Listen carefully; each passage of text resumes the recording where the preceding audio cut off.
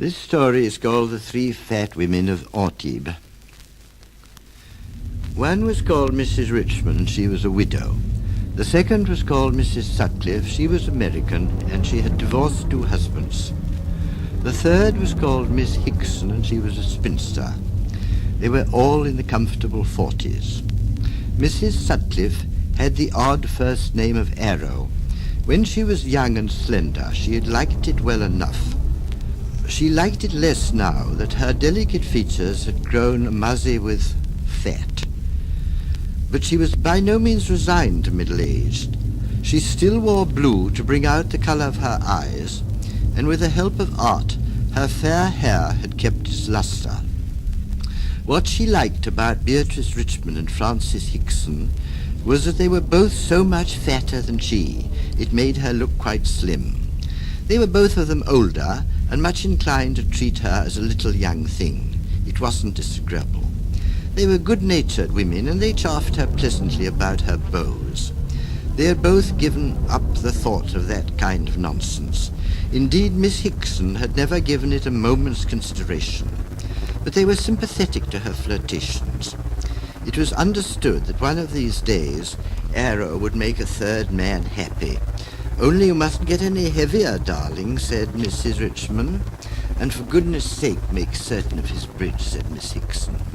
They saw for her a man of about 50, an admiral on the retired list and a good golfer, or a widower without encumbrances, but in any case with a substantial income. Arrow listened to them amiably and kept to herself the fact that this was not at all her idea. It was true that she would have liked to marry again, but her fancy turned to a dark, slim Italian with flashing eyes and a sonorous title, or to a Spanish don of noble lineage, and not a day more than 30. They were great friends, Miss Hickson, Mrs. Richmond, and Arrow Sutcliffe. It was their fat that had brought them together, and bridge that had cemented their alliance. They had first met at Carlsbad, where they were staying at the same hotel, and were treated by the same doctor, who used them with the same ruthlessness. Beatrice Richmond was enormous. She was a handsome woman with fine eyes, rouged cheeks, and painted lips. She was very well content to be a widow with a handsome fortune. She adored food. She liked bread and butter, cream, potatoes, and suet puddings, and for 11 months of the year ate pretty well everything she had a mind to, and for 1 month went to Carlsbad to reduce. But every year she grew fatter. She upbraided the doctor, but got no sympathy from him. He pointed out to her various plain and simple facts. "But if I'm never to eat a thing I like, life isn't worth living," she expostulated. He shrugged his disapproving shoulders. Afterwards she told Miss Hickson that she was beginning to suspect he wasn't so clever as she had thought. Miss Hickson gave a great guffaw. She was that sort of woman. She had a deep bass voice. She walked with a slouch, her hands in her pockets, and when she could do so without exciting attention, smoked a long cigar.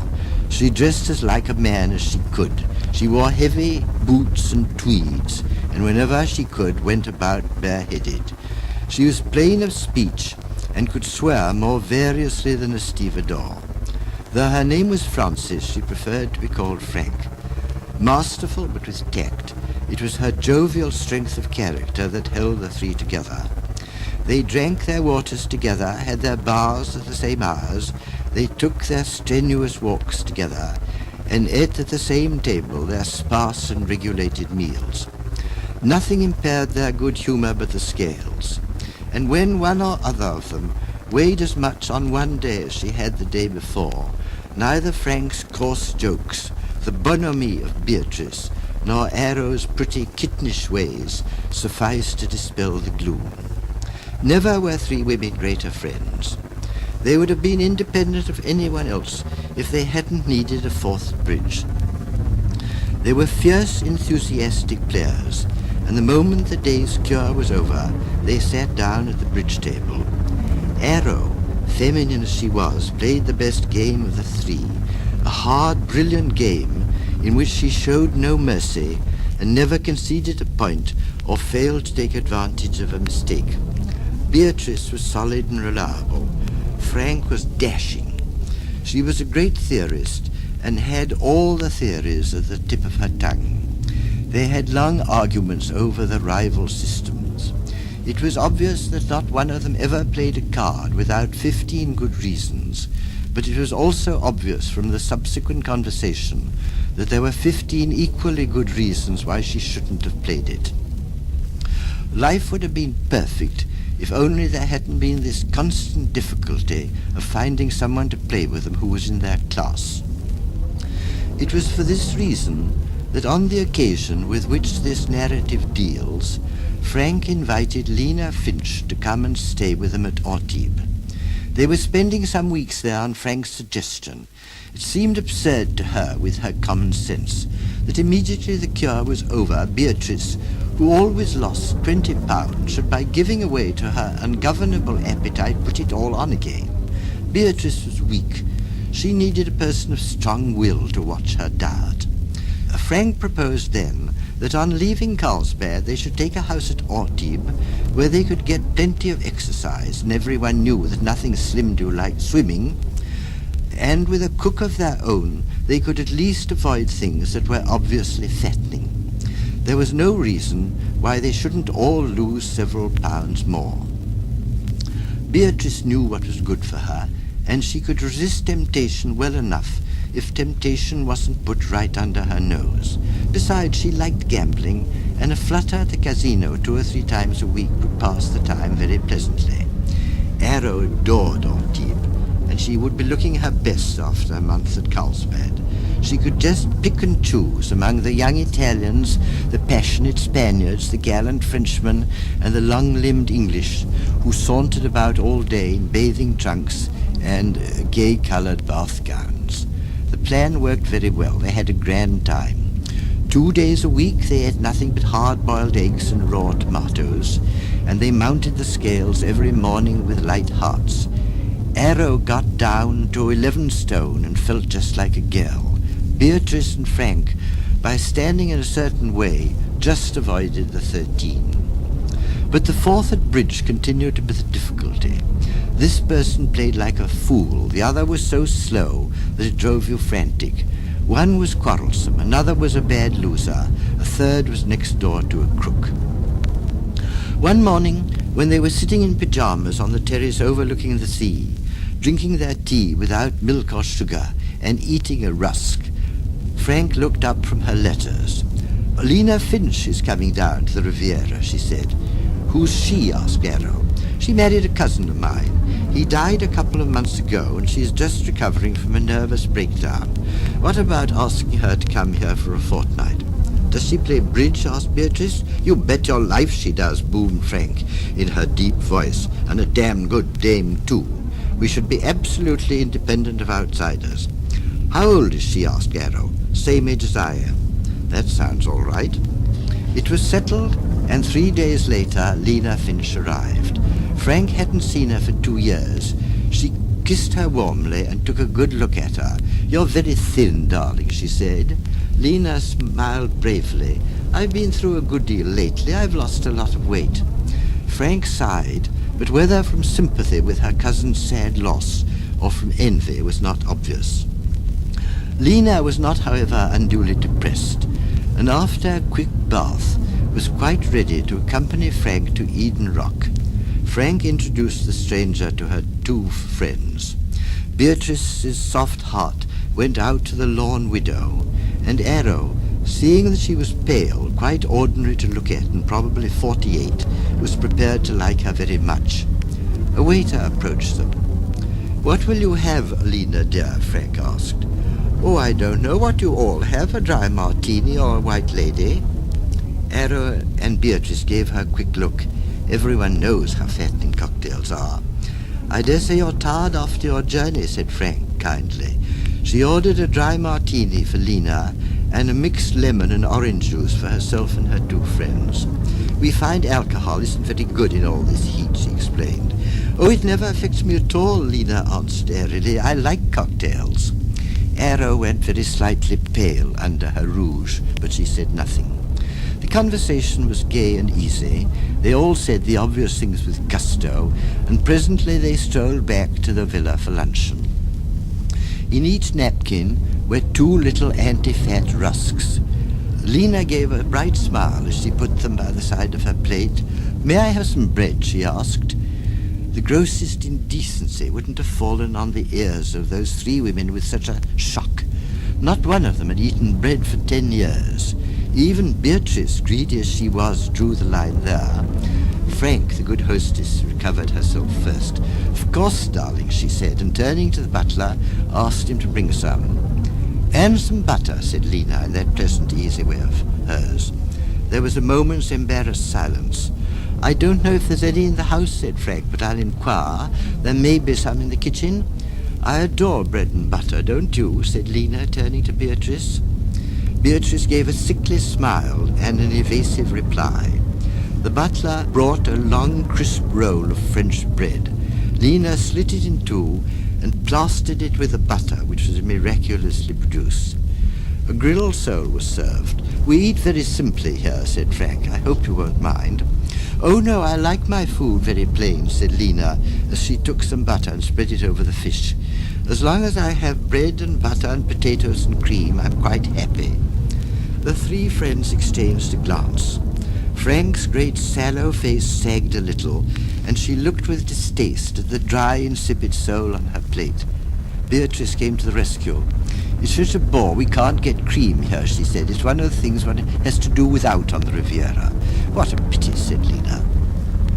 The rest of the luncheon consisted of lamb cutlets with the fat carefully removed so that Beatrice should not be led astray, and spinach boiled in water with stewed pears to end up with. Lena tasted her pears and gave the butler a look of inquiry. That resourceful man understood her at once, and though powdered sugar had never been served at that table before, handed her without a moment's hesitation a bowl of it. She helped herself liberally. The other 3 pretended not to notice. Coffee was served, and Lena took 3 lumps of sugar in hers. "You have a very sweet tooth," said Arrow, in a tone which she struggled to keep friendly. "We think saccharine so much more sweetening," said Frank, as she put a tiny tablet of it into her coffee. "Disgusting stuff," said Lena. Beatrice's mouth drooped to the corners, and she gave the lump sugar a yearning look. "Beatrice," boomed Frank sternly. Beatrice stifled a sigh and reached for the saccharine. Frank was relieved when they could sit down to the bridge table. It was plain to her that Arrow and Beatrice were upset. She wanted them to like Lena, and she was anxious that Lena should enjoy her fortnight with them. For the first rubber, Arrow cut with the newcomer. "What convention do you play?" she asked her. "Oh, I have no conventions," Lena answered in a happy-go-lucky way. "I play by the light of nature." "I play strict Culbertson," said Arrow acidly. The 3 women braced themselves to the fray. No conventions, indeed. They'd learn her. When it came to bridge, even Frank's family feeling was forgotten, and she settled down with the same determination as the others to trim the stranger in their midst. But the light of nature served Lena very well. She had a natural gift for the game and great experience. She played with imagination, quickly, boldly, and with assurance. The other players were in too high a class not to realize very soon that Lena knew what she was about, and since they were all thoroughly good-natured, generous women, they were gradually mollified. This was real bridge. They all enjoyed themselves. Arrow and Beatrice began to feel more kindly towards Lena, and Frank, noticing this, heaved a fat sigh of relief. After a couple of hours they parted, Frank and Beatrice to have a round of golf, and Arrow to take a brisk walk with a young Prince Roccamare, whose acquaintance she had lately made. He was very sweet and young and good-looking. Lena said she would rest. They met again before dinner. "I hope you have been all right, Lena, dear," said Frank. "I was rather conscience-stricken at leaving you with nothing to do all this time." "Oh, don't apologize. I had a lovely sleep, and then I went down to Rouen and had a cocktail. And do you know what I discovered? You'll be so pleased. I found a dear little tea shop where they've got the most beautiful, thick, fresh cream. I've ordered half a pint to be sent every day. I thought it would be my little contribution to the household. Her eyes were shining. She was evidently expecting them to be delighted. How very kind of you, said Frank, with a look that sought to quell the indignation that she saw on the faces of her two friends. But we never eat cream. In this climate it makes one so bilious. Oh, I shall have to eat it all myself then, said Lena cheerfully. Don't you ever think of your figure? Arrow asked with icy deliberation. The doctor said I must eat. Did he say you must eat bread and butter and potatoes and cream? Yes, that's what I thought you meant when you said you had simple food. You'll get simply enormous, said Beatrice. Lena laughed gayly. No, I shan't. You see, nothing ever makes me fat. I've always eaten everything I wanted to, and it's never had the slightest effect on me. The stony silence that followed this speech was only broken by the entrance of the butler, who announced the dinner. They talked the matter over late at night after Lena had gone to bed in Frank's room. Beatrice was sullen, Arrow was spiteful, and Frank was unmanned. It's not very nice for me to sit there and see her eat all the things I particularly like, said Beatrice plaintively. It's not very nice for any of us, Frank snapped back. You should never have asked her here, said Arrow. How was I to know? Cried Frank.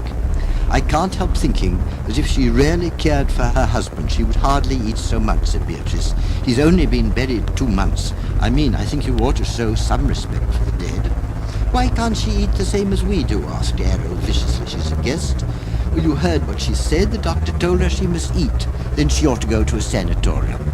It's more than flesh and blood can stand, Frank moaned Beatrice.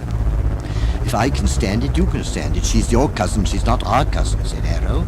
I'm not going to sit there for 14 days and watch that woman make a hog of herself. Oh, it's so vulgar to attach all this importance to food, Frank boomed, and her voice was deeper than ever. Are you calling me vulgar, Frank? Asked Arrow with flashing eyes. No, of course she isn't, interrupted Beatrice. I wouldn't put it past you to go down to the kitchen when we're all in bed and have a good square meal on the sly. Frank sprang to her feet. How dare you say that, Arrow? I'd never ask anybody to do what I'm not prepared to do myself. Have you known me all these years, and do you think me capable of such a mean thing? How is it you never take off any weight, then? Frank gave a gasp and burst into a flood of tears. What a cruel thing to say. I've lost pounds and pounds. She wept like a child. Her vast body shook, and great tears splashed on her mountainous bosom. Darling, I didn't mean it, cried Arrow. She threw herself on her knees and enveloped what she could of Frank in her own plump arms. She wept and the mascara ran down her cheeks. Do you mean to say I don't look thinner, Frank sobbed, after all I've gone through? Yes, dear, of course you do, cried Arrow through her tears. Everybody's noticed it. Beatrice, though naturally of a placid disposition, began to cry gently. It was very pathetic. Indeed, it would have been a hard heart that failed to be moved by the sight of Frank, that lion-hearted woman, crying her eyes out.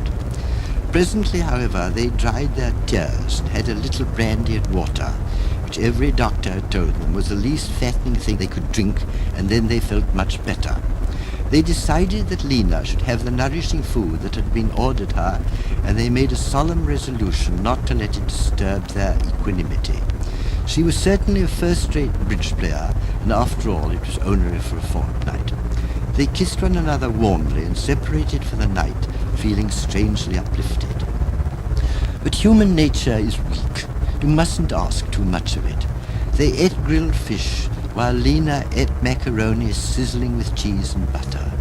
They ate grilled cutlets and boiled spinach, while Lena ate pâté de foie gras. Twice a week they ate hard-boiled eggs and raw tomatoes, while Lena ate peas swimming in cream and potatoes cooked in all sorts of delicious ways. The chef was a good chef, and he leapt at the opportunity afforded him to send up one dish more rich, tasty, and succulent than the other. Poor Jim, sighed Lena, thinking of her husband. He loved French cooking. Lena informed them that the doctor had recommended her to drink Burgundy at luncheon and champagne at dinner. The three women persevered. They were gay, chatty, and even hilarious. Such is the natural gift that women have for deception. But Beatrice grew limp and forlorn, and Arrow's tender blue eyes acquired a steely glint.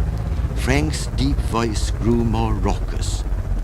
It was when they played bridge that the strain showed itself. They'd always been fond of talking over their hands, but their discussions had been friendly. Now a distinct bitterness crept in, and sometimes one pointed out a mistake to another with quite unnecessary frankness. Discussion turned to argument, and argument to altercation. Sometimes the session ended in angry silence. Once Frank accused Arrow of deliberately letting her down. 2 or 3 times Beatrice, the softest of the 3, was reduced to tears. On another occasion, Arrow flung down her cards and swept out of the room in a pet. Their tempers were getting frayed. Lena was the peacemaker. "I think it's such a pity to quarrel over bridge," she said. "After all, it's only a game. It was all very well for her. She had had a square meal and half a bottle of champagne. Besides, she had phenomenal luck. She was winning all their money. Was there no justice in the world?" They began to hate one another, and though they hated her too, they couldn't risk confiding in her. Each of them went to her separately and told her how detestable the others were. Arrow said she was sure it was bad for her to see so much of women so much older than herself. She had a good mind to sacrifice her share of the lease and go to Venice for the rest of the summer. Frank told Lena that with her masculine mind it was too much to expect that she could be satisfied with anyone so frivolous as Arrow and so frankly stupid as Beatrice. "I must have intellectual conversation," she boomed. "When you have a brain like mine, you've got to consort with your intellectual equals." Beatrice only wanted peace and quiet. "Really, I hate women," she said. "They're so unreliable, they're so malicious." By the time Lena's fortnight drew to its close, the 3 fat women were barely on speaking terms. They kept up appearances before Lena, but when she wasn't there they made no pretenses. They had got past quarreling. They ignored one another, and when this wasn't possible, treated each other with icy politeness. Lena was going to stay with friends on the Italian Riviera, and Frank saw her off by the same train as that by which she had arrived. She was taking away with her a lot of their money. "I don't know how to thank you," she said as she got into the carriage. "I've had a wonderful visit." If there was one thing that Frank Hickson prided herself on more than on being a match for any man, it was that she was a gentlewoman, and her reply was perfect in its combination of majesty and graciousness. "We've all enjoyed having you here, Lena," she said. "It's been a real treat." But when she turned away from the departing train, she heaved such a vast sigh of relief that the platform shook beneath her. She strode home to the villa. "Oof!" she roared at intervals. "Oof!"